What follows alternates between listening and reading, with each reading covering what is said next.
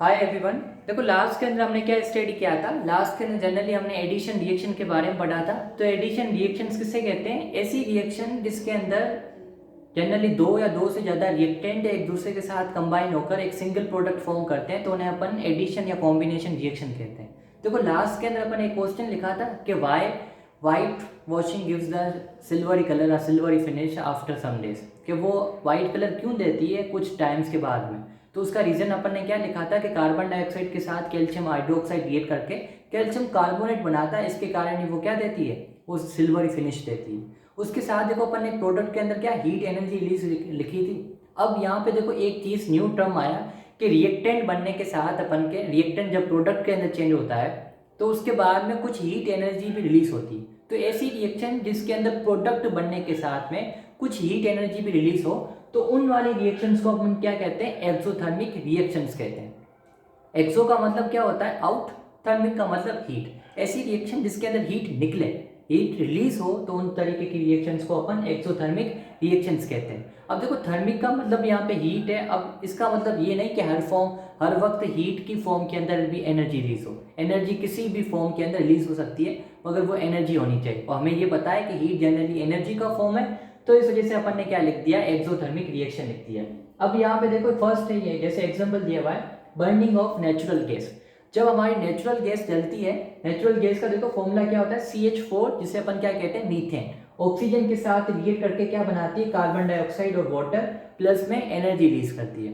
तो इस रिएक्शन के अंदर रिएक्टेंट जब प्रोडक्ट के अंदर चेंज होता है उसके साथ एनर्जी भी रिलीज कर रहा है, इस वजह से ये वाली रिएक्शन कौन सी है? एक्सोथर्मिक रिएक्शन है। नेचुरल गैस मीथेन को कहते हैं, जो जनरली किस में प्रेजेंट होती है? जो अपन के डोमेस्टिक सिलेंडर्स होते हैं, जो गैस होते हैं, उसके अंदर मीथेन प्रेजेंट होती है। मीथेन, इथेन, प्रोपेन, इनों की अलग अलग कॉम्बिनेशन होती है। जब अपन इनको देखो जैसे गैस को ऑन करते हैं तो यही गैस हमारे इन्वायरमेंट के अंदर आ जाती है, और जो हमारे इन्वायरमेंट के अंदर ऑक्सीजन प्रेजेंट होती है उसी के साथ रिएक्ट कर जलना स्टार्ट हो जाती है। क्या क्या फॉर्म करती है? कार्बन डाइऑक्साइड जो इन्वायरमेंट के अंदर रिलीज हो जाती है, वाटर जो भी इन्वायरमेंट के अंदर रिलीज हो जाता है, और उसके साथ हीट एनर्जी रिलीज करती है, जो हीट एनर्जी हम खुद अपने लिए यूटिलाइज करते हैं। दूसरा देखो रेस्पिरेशन का प्रोसीजर है, इसके अंदर रिएक्टेंट प्रोडक्ट के अंदर चेंज होंगे, उसके साथ में हीट, उसके साथ में एनर्जी रिलीज करेंगे। तो इस रिएक्शन के अंदर जब रिएक्टेंट प्रोडक्ट में चेंज हो रहे हैं और एनर्जी रिलीज करें, इस वजह से इस वाली रिएक्शन को अपन क्या कहते हैं? इस वाली रिएक्शन को भी अपन एक्सोथर्मिक रिएक्शन कहते हैं। क्यों? क्योंकि प्रोडक्ट बनने के साथ साथ हीट एनर्जी भी रिलीज हो रही है। तो अपन ने सिंपली यही बोला था, ऐसी रिएक्शन जिसके अंदर प्रोडक्ट के साथ हीट एनर्जी रिलीज हो तो उसे अपन एक्सोथर्मिक रिएक्शंस कहते हैं। जो जैसे अपन देखो रेस्पिरेशन के अंदर अपन ऑक्सीजन इन करते हैं, कार्बन डाइऑक्साइड को बाहर निकालते हैं, यही ऑक्सीजन हमारे टिश्यू सेल्स के अंदर पहुंचती है। वहां पे जो ग्लूकोज होता है उसके साथ रिएक्ट करके क्या बनाती है? Carbon dioxide, water along with the energy. Carbon dioxide देखो अपन वापस एक्सेल कर देते हैं, मतलब बाहर निकाल देते हैं, वाटर अपन की बॉडी में यूटिलाइज हो जाता है, और जो ये एनर्जी होती है यही एनर्जी हमारे अलग अलग पर्पस के लिए हमारी बॉडी के अंदर यूज होती है। जैसे अपन वॉकिंग करते हैं, ब्रीथिंग करते हैं, रेस्पिरेशन करते हैं, सारी जो भी अपन के बायोकेमिकल प्रोसीजर या जो भी एनर्जी चाहिए हमारी बॉडी के अंदर, यही एनर्जी यूज होती है। और ये एनर्जी किस फॉर्म के अंदर रिलीज होती है? ATP की फॉर्म के अंदर हमारी बॉडी के अंदर रिलीज होती है और या यूज होती है। दूसरा देखो एग्जांपल है थर्ड नंबर एक्सोथर्मिक रिएक्शन का, डीकम्पोजिशन ऑफ वेजिटेबल्स। जो ऑर्गेनिक सब्सटेंस होते हैं अगर अपन उन्हें ऐसे मिट्टी के अंदर छोड़ देते हैं या कुछ दिनों के लिए रख देते हैं तो वो फिर कुछ दिनों के बाद वो डिकम्पोज हो जाते हैं। तो इन डिकम्पोजिशन बेसिकली बैक्टीरिया की हेल्प की वजह से होती है, और उनकी डिकम्पोजिशन के अंदर प्रोडक्ट बनने के साथ में हीट एनर्जी भी रिलीज होती है। इस वजह से बेसिकली डिकम्पोजिशन ऑफ वेजिटेबल भी क्या है कि एक्सोथर्मिक रिएक्शन का टाइप है। अब देखो नेक्स्ट अपन का रिएक्शन का टाइप है डीकम्पोजिशन रिएक्शंस।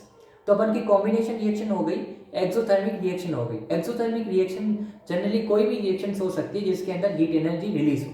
अब ये बेसिकली रिएक्टेंट और प्रोडक्ट के हिसाब से डीकम्पोजिशन रिएक्शन का टाइप है। ऐसी रिएक्शन जिसके अंदर अपन का एक सिंगल रिएक्टेंट दो या दो से ज्यादा प्रोडक्ट के अंदर टूट जाए, तो इस वाली रिएक्शन को अपन क्या कहेंगे? डीकम्पोजिशन रिएक्शन कहेंगे। ये सपोज करो ये अपन का एक सिंगल रिएक्टेंट है, रिएक्ट करता है, दो प्रोडक्ट के अंदर टूट जाता है। पहले देखो एक था, अब दो बन गए, इस वजह से इस वाले रिएक्टेंट को क्या, इस वाली रिएक्शन को अपन क्या कहेंगे? डीकम्पोजिशन रिएक्शन कहेंगे। जैसे एक एग्जांपल दिया हुआ है फेरस सल्फेट। देखो अपन का एक क्या रिएक्टेंट है, किसमें टूट रहा है? फेरिक ऑक्साइड, सल्फर डाइऑक्साइड और सल्फर ट्राइऑक्साइड। जहां पे अपन का एक रिएक्टेंट तीन प्रोडक्ट के अंदर टूट रहा है, तो इस वजह से इस वाली रिएक्शन को अपन क्या कहते हैं, डीकम्पोजिशन रिएक्शन कहते हैं। अब यहाँ पे देखो ये 9th क्लास का टॉपिक है, आपने पढ़ा होगा कि यहाँ पे अपन ने फेरस सल्फेट, यहाँ पे फेरिक ऑक्साइड क्यों लिखा है। सिंपली बोले तो यहाँ पे अपन ने US और यहाँ पर अपन ने IC क्यों यूज किया है, क्योंकि इस वाले कंपाउंड के अंदर आयरन की वैलेंसी क्या है, 2 है, और इस वाले कंपाउंड के अंदर आयरन की वैलेंसी क्या है, 3 है। और जो लो वैलेंसी होती है उसके लिए अपन US यूज करते हैं, और जो हायर वैलेंसी होती है उसके लिए IC यूज करते हैं, इस वजह से उनके नेम है। मगर यहाँ पे अपन को देखो नेम पे नहीं जाना, अपन का क्या कॉन्सेप्ट है कि अगर एक रिएक्टेंट 2 या 2 से ज्यादा प्रोडक्ट में टूट जाता है तो उसे अपन डीकम्पोजिशन रिएक्शन कहते हैं। अब देखो यहाँ पे ferrous sulphate basically green colour का होता है, अगर अपन जैसे इसे अपन हीट करते हैं तो ये अपन ना कलर चेंज कर देता है। तो ये चीज़ अपन की डिटर्मिनेशन होती है, ये चीज़ एक आइडेंटिफिकेशन या इंडिकेट करती है कि फेरस सल्फेट टूटकर फेरिक ऑक्साइड के अंदर चेंज हो गया। उसके साथ सल्फर डाइऑक्साइड और सल्फर ट्राइऑक्साइड भी यूज गैस क्या निकलती है, जिनकी क्या होती है एक अलग तरीके की एक ऑर्डर या एक अलग तरीके की स्मेल होती है, जो अब अगर वहीं पे अपन रिएक्शन लेबोरेटरी में परफॉर्म कर रहे होंगे तो अपन को एक अलग तरीके की गैस की भी स्मेल आएगी, जो भी ये इंडिकेट करेगी कि सल्फर डाइऑक्साइड और सल्फर ट्राइऑक्साइड गैस बन गई। अब देखो डीकम्पोजिशन का मतलब क्या कि रिएक्टेंट का टूटना। अब रिएक्टेंट देखो उनको ऐसे सपने तो आएंगे नहीं कि खुद ब खुद टूट जाए, क्यों टूटेंगे, क्योंकि देखो 9th क्लास में अपन एक कॉन्सेप्ट पढ़ा था कि जनरली एलिमेंट्स या एलिमेंट एक दूसरे के साथ कंबाइन होकर मॉलिक्यूल या कंपाउंड बनाते हैं, क्यों, अपने आप को स्टेबल करने के लिए। अब ये फेरस सल्फेट एक क्या है, कंपाउंड है, अपने आप के अंदर एक स्टेबल कंपाउंड है, ये क्यों टूटेगा। अब कभी भी कंपाउंड टूटते नहीं है क्योंकि वो अपने आप के अंदर क्या होते हैं, स्टेबल होते हैं। अब तोड़ने के लिए उन्हें क्या चाहिए, एनर्जी चाहिए। तो आप किस प्रोसीजर से तोड़ रहे हो, अब इसी वजह से अपन के डीकम्पोजिशन रिएक्शन अलग अलग टाइप्स की हो जाती है। तो देखो 3 टाइप्स की रिएक्शंस अपन के बुक के अंदर पढ़नी है। एक है थर्मल डीकम्पोजिशन, अपन के रिएक्टेंट टूटते हैं, थर्मल का मतलब हीट की हेल्प की वजह से अगर अपन के रिएक्टेंट टूटते हैं तो उन वाली रिएक्शंस को या उन वाली डीकम्पोजिशन को क्या कहते हैं, थर्मल डीकम्पोजिशन कहते हैं। अगर अपन के रिएक्टेंट इलेक्ट्रिसिटी की हेल्प की वजह से टूट रहे हैं तो उसे अपन क्या कहते हैं, इलेक्ट्रोलाइटिक डीकम्पोजिशन कहते हैं। 3rd नंबर पे अगर अपन के रिएक्टेंट लाइट की हेल्प की वजह से टूट रहे हैं, उस वजह से उसे अपन क्या कहते हैं, फोटोलाइटिक डीकम्पोजिशन कहते हैं। तो रिएक्टेंट का टूटना किसके प्रेजेंस में टूटते हैं, इस हिसाब से अपन की डीकम्पोजिशन के टाइप भी क्या हो जाते हैं, डिफरेंट टाइप्स हो जाते हैं। तो ये टाइप्स आपको देखो अपन फर्दर अपन क्लास के अंदर कंटिन्यू करेंगे। इन द केस अगर कुछ भी कंफ्यूजन है तो आप पूछ सकते हो। ऊपर देखो लिंक दी हुई होगी जो आपको नेक्स्ट वीडियो के अंदर पीछे पहले वाली वीडियो के अंदर जाने के लिए, अगर आपने कॉम्बिनेशन रिएक्शन वगैरह नहीं पढ़ा है तो वो आप क्लिक करके आप बैक वीडियो के अंदर जा सकते हो। प्लीज़ सब्सक्राइब कीजिए मेरे चैनल को, अपने फ्रेंड्स को बताइए इसके बारे में। Goodbye for now.